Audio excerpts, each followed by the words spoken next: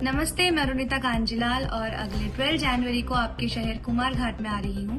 Kumarghat PWD ground में आयोजित पौष मेला के इस कार्यक्रम में मुझे आमंत्रित करने के लिए আগামী 9ই জানুয়ারি থেকে শুরু হতে যাচ্ছে কুমারঘাট পিডব্লিউডি ময়দানে 5 দিনব্যাপী পৌষ মেলা। তা নিয়ে সংবাদ মাধ্যমের মুখোমুখি হয়ে মেলা কমিটির কনভেনর দীপঙ্কর গোস্বামী বিস্তারিত আলোচনা করেন। উনি জানিয়েছেন যে এই মেলাকে কেন্দ্র করে মোট 100টিরও বেশি স্টল বসানোর সিদ্ধান্ত নেওয়া হয়েছে। এছাড়াও মেলাকে আরও আকর্ষণীয় করে তুলতে ভারতবর্ষের সুনামধন্য সঙ্গীতশিল্পী অরুণিতা কাঞ্জিলাল আগামী 12ই জানুয়ারি কুমারঘাট পিডব্লিউডি ময়দানে গানে গানে মন মাতিয়ে দিতে আসছেন।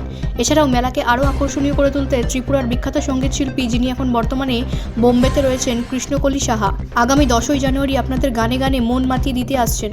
কুমারঘাটের মেলাকে আরও আকর্ষণীয় করে তুলতে ত্রিপুরা রাজ্যের যারা স্বনামধন্য বিখ্যাত বাউল সঙ্গীত শিল্পীরা রয়েছেন তাদেরকে বড় মঞ্চে উপহার দিতে তাদেরকে এই মেলাতে আমন্ত্রণ জানানো হয়েছে।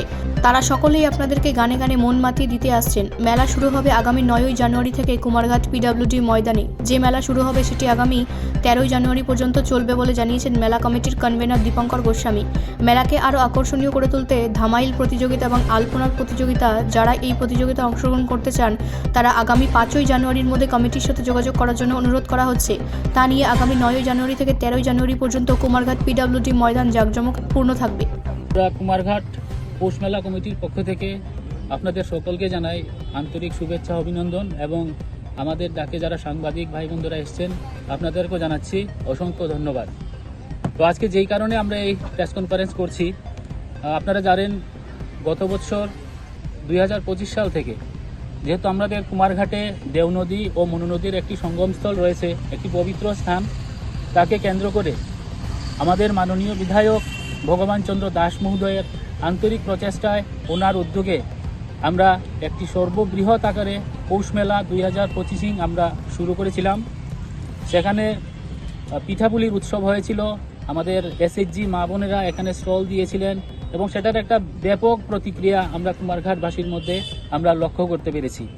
তো অনেক এলাকাবাসী বা যারা মুদিরা রয়েছেন ওনারা বললেন যে এত কম সময়ের জন্য আপনারা মাত্র 3 দিনের ছিল, তো ওনাদের কথা মাথায় রেখে আমরা এবার 5 দিন মেলা করার আমরা সিদ্ধান্ত নিয়েছি।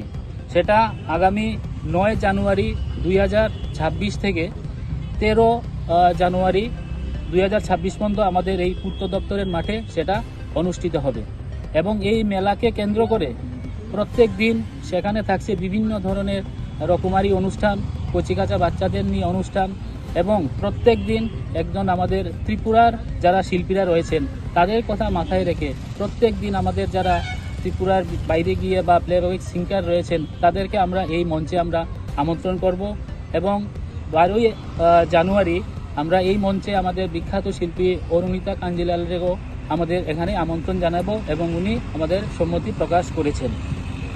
তাছাড়া এই মেলাকে কেন্দ্র করে গতবারে আমাদের 72টা স্টল ছিল, এবার আমরা সেখানে 100টি স্টল করার আমরা সিদ্ধান্ত নিয়েছি।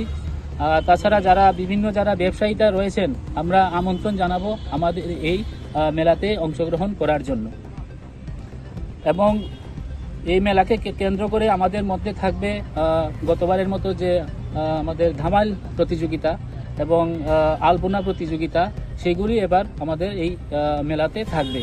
তো সকল যারা শিল্পীরা রয়েছেন, আলপনা শিল্পীরা বা ধামাইল প্রতিযোগিতা রয়েছেন, আমরা অনুরোধ করব আমাদের কমিটির সাথে যোগাযোগ করে আমাদের 5 জানুয়ারির মধ্যে যেন নাম ওনারা নথিভুক্ত করেন।